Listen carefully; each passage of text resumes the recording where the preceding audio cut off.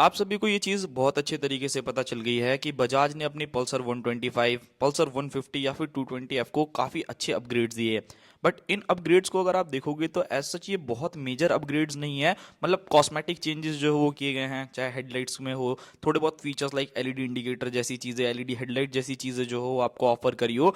But आप लोगों के लिए 2026 की एक ऐसी न्यूज़ लेकर के आया हूँ जो बहुत ही ज़्यादा कमाल की रहने वाली है। बजाज की जो क्लासिक पल्सर्स है ना भाई, उसको पूरी तरीके से अपग्रेड करने वाला है एंटायर। चाहे वो मैं डिज़ाइन के बारे में बात करूँ, सस्पेंशन के बारे में बात करूँ, इवन यहाँ पर आपको इंजन के अंदर भी काफ़ी हद तक चेंजेस देखने को मिलेंगे।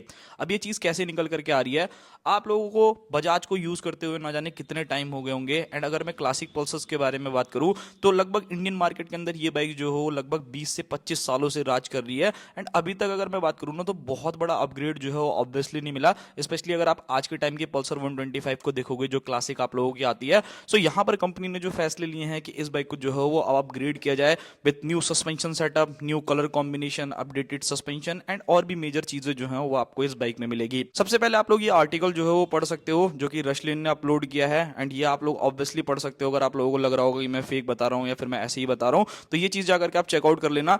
अब इंडियन मार्केट के अंदर ऑब्वियसली भाई देखो, अगर आप अदर ब्रांड को देखते हो लाइक टीवीएस को अगर आप देखोगे तो उन्होंने अपनी बाइक्स के अंदर भी काफी ज्यादा अपग्रेड की हैं। एंड बजाज एंड टीवीएस की राइवलरी आप लोगों को पता ही होगा, कहीं ना कहीं एक दूसरे को कंपटीशन देने के लिए बाइक्स को अपडेट जो है वो दिया ही जाता है। एंड ऑब्वियसली यार 20-25 सालों से इन बाइक्स को अगर आप देखोगे अपडेट हुए हैं, बट कहीं ना कहीं आज के टाइम में अगर आप देखते हो जहां पर बाइक जो है वो एक्सट्रीम लेवल की जो है वो अलग ही होती जा रही है। लुक जो है वो काफी अच्छे लोगों को चाहिए, फीचर जो है वो बहुत ज्यादा एडवांस चाहिए। एंड 125 सीसी की बाइक, बट वो देखने में कहीं ना कहीं फील होनी चाहिए कि वो 150-200 सीसी की बाइक है। सो ऑफकोर्स यहाँ पर जो है वो कंपनी इस स्टेप को ले रही है कि वो इन बाइक्स को जो है वो चेंज करने वाली है। सबसे पहली चीज के बारे में बात करता हूँ, यानी जो आप लोगों की पल्सर 125 है उसके अंदर क्या चेंज आने वाले हैं।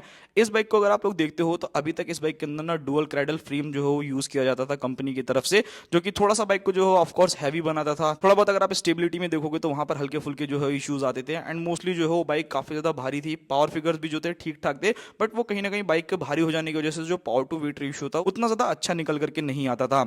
अब अगर आप यहीं पर देखते हो जैसे कि बजाज की जो N160 आती है या N250 आती है, उन बाइक्स के अंदर जो आप लोगों को फ्रेम यूज होता हुआ देखने को मिलता है वो ट्यूबलर फ्रेम जो है वो यूज होता हुआ देखने को मिलता है। एंड बजाज जो है यही चीज करने वाला है, यानी कि यहाँ पर आपको एंटायर न्यू फ्रेम देखने को मिलेगा। पहले डबल क्रेडल फ्रेम के साथ आया करती थी, बट अब कंपनी जो है वो ट्यूबलर फ्रेम के ऊपर जो है अब आप लोगों को ये बाइक्स बेस देखने को मिलेगी, जिसकी वजह से जो है वो स्टेबिलिटी आप लोगों की और ज्यादा इंप्रूव हो जाएगी। बाइक का थोड़ा बहुत वेट में भी जो है आप लोगों को डिफरेंस देखने को मिलेगा। चलाने में आप लोगों को जो है काफी स्पोर्टी कैरेक्टर जो है वो आप लोगों को फील करने को मिलने वाला है इस बाइक के अंदर। सेकंड, अगर मैं यहाँ पर चीज के बारे में बात करूँ कि और क्या चीजें जो है यहाँ पर आपको चेंज देखने को मिलेगी, ऑब्वियसली अगर आप इस 125 सीसी के इंजन को देखोगे तो काफी अच्छा है। लाइक डेली कम्यूटिंग करने के लिए माइलेज जो है वो काफी अच्छा निकाल करके देता है। बट यहाँ पर अगर आप इन लोगों ने एक चीज नोटिस करी होगी, बजाज जिस चीज के लिए सबसे ज्यादा बदनाम था ना वो ये थी कि भाई इनकी बाइक्स के अंदर ना वाइब्रेशन, मतलब लाइक अगर आप लोगों ने आज बाइक खरीदी 6 महीने बाद, 1 साल बाद, 2 साल बाद, कहीं ना कहीं उन बाइक्स के अंदर वाइब्रेशन जो हो बहुत ज्यादा इशू जो हो बन जाता था। बट अभी ये चीजें आप लोगों ने देखी होगी कि जो N250 आती है या फिर जो आपकी N160 आती है, इवन अगर आप NS एंड बाकी मशीन्स को भी देखोगे ना, पहले से काफी हद तक जो है वो स्मूथ हो गई हैं। मतलब उनके अंदर वाइब्रेशंस पे जो है वो काफी कंट्रोल किया है। सो यहाँ पर अगर आप लोग सेकंड मेजर अपग्रेड देखोगे तो वो आप लोगों को इसके इंजन के अंदर देखने को मिलेगा। हो सकता है यहाँ पर कंपनी जो है थोड़ा सा पावर को भी इंक्रीज करे। बहुत ज्यादा तो एक्सपेक्ट करके मत चलना कि बहुत ज्यादा पावर बढ़ जाएगा, बट जितना 125 सीसी का इंजन है उस हिसाब से आपको यहाँ पर पावर परफॉर्मेंस जो है वो काफी ज्यादा अच्छी देखने को मिलेगी। सो मुझे लगता है कि ऑब्वियसली जिन लोगों को बजाज की वाइब्रेशन से काफी इशू हुआ करता था तो वो चीजें जो है वो अब थोड़ी बहुत क्लासिक पल्सर्स के अंदर जो है वो सारी चीजें जो है वो खत्म होने वाली है। बात करते हैं अपने नेक्स्ट अपडेट के बारे में। अभी तक अगर आप क्लासिक पल्सर 125 को देखते हो तो इस बाइक के अंदर जो आपको सस्पेंशन सेटअप देखने को मिलता है वो ऑलमोस्ट आप लोग मान करके चलो कि twin shock absorber and telescopic suspension आपको फ्रंट में मिलता था। बट अब यहाँ पर कंपनी क्या है कि जब इस बाइक के अंदर आपको ट्यूबलर फ्रेम के ऊपर बेस्ड ये बाइक देखने को मिलेगी ना, तो यहाँ पर अपग्रेडेड एक चीज और अच्छी होने वाली है कि अब इन बाइक्स के अंदर आपको मोनोशॉक सस्पेंशन भी देखने को मिलेंगे। सो मुझे लगता है कि काफी ज्यादा अच्छी चीज रहने वाली है। सस्पेंशन का जो फीडबैक है वो और ज्यादा अच्छा हो जाएगा, कंफर्ट जो है वो और ज्यादा इनहेंस हो जाएगा। सो मुझे लगता है कि आप लोग डेफिनेटली जो है इस बाइक की तरफ जा सकते हैं। स्मूथनेस के बारे में मैंने आप लोगों को जैसा बताया कि इस बाइक के अंदर आपको स्मूथनेस इंजन जो है वो मिलेगा। यहाँ पर अगर मैं इंजन के बारे में बात करूँ तो जो कैपेसिटी है यानी जो सीसी रहने वाली है वो तो ऑलमोस्ट सेम रहेगा, यानी 125 125 सीसी की ही ये बाइक रहेगी, जहां पर आपको 124.5 सीसी तक का single cylinder air cool engine मिलेगा, जो समथिंग अराउंड 11 से 12 bhp तक का मैक्सिमम पावर जनरेट करेगा। एंड वहीं अगर आप टॉर्क देखते हो तो वो भी आप लोगों को ऑलमोस्ट जो है वो सिमिलर देखने को मिलेगा, 11-12 न्यूटन मीटर तक का टॉर्क जो है वो आप लोगों को ये बाइक जनरेट करके देगी। बस यहाँ पर चीजें थोड़ी सी अच्छी क्या हो जाएंगी कि बाइक का जो वेट है वो थोड़ा सा कम हो जाएगा, जिसकी वजह से थोड़ा सा इंजन जो है वो और ज्यादा अच्छा हो जाएगा, स्मूथ जो है वो ऑलरेडी आप लोगों को मिलेगा, माइलेज में भी जो है आप लोगों की एफिशिएंसी जो है वो और ज्यादा बेटर हो जाएगी। सो ये काफी ज्यादा अच्छी चीज है। उसी के साथ बात करते हैं फीचर्स के बारे में कि क्या इस बाइक के अंदर फीचर्स भी अपग्रेड होंगे। ऑब्वियसली 2026 आ चुका है एंड अगर आप आज के टाइम की 125 सीसी की मशीन्स को देखोगे ना, ऐसे ऐसे फीचर्स आपको वो बाइक्स ऑफर कर रही हैं जो मुझे लगता है कि आप लोग 3-4-5 लाख रुपए भी खर्च करोगे ना, तो भी कुछ ऐसी मशीन्स हैं जिसके अंदर आपको वो फीचर्स नहीं में देखने को मिलते। बट बजाज की इस बाइक के अंदर आपको अच्छे खासे फीचर्स मिलने वाले हैं। ऑल एलईडी सेटअप जो कि बिल्कुल ही कंफर्म है भाई, ये चीज तो आप लोगों को मिलेगी ही 2026 के अंदर।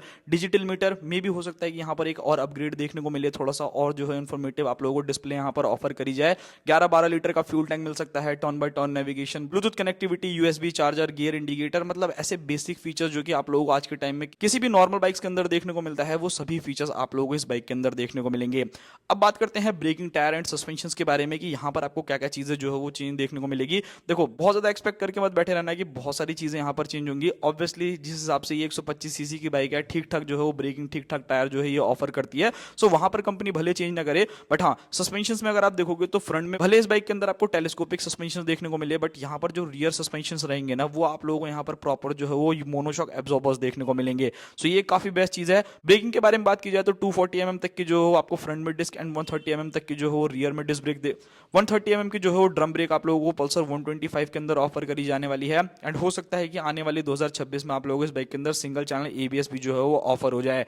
उसी के साथ टायर्स के बारे में बात की जाए तो 80-170 इंच के आपको फ्रंट टायर, 190-70 इंच का आपको रियर टायर देखने को मिलने वाले हैं, जो मेरे हिसाब से काफी ज्यादा बेस्ट है। एंड यहाँ पर आपको न्यू कलर एंड ग्राफिक्स भी आप लोगों को ऑफकोर्स यहाँ पर इस बाइक के अंदर देखने को मिलेंगे।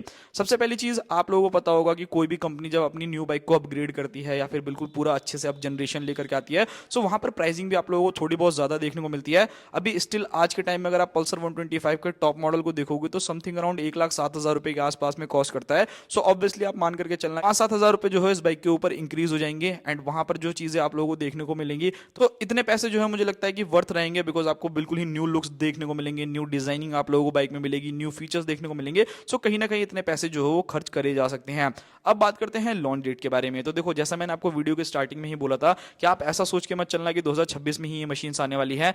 यहाँ पर जो न्यूज निकल करके आ रही है वो ये है कि बाइक जो है वो आप लोगों को दिवाली के आसपास में मिलेगी, यानी 2026 के दिवाली वाले मतलब मान करके चलना कि मिड या फिर एंड से थोड़ा सा पहले जो है वो बाइक आपको इंडियन मार्केट के अंदर लॉन्च होती हुई देखने को मिलेगी। बाकी इस पर कोई भी इन्फॉर्मेशन मेरे को मिलेगी तो मैं आप लोगों से जरूर शेयर करूंगा।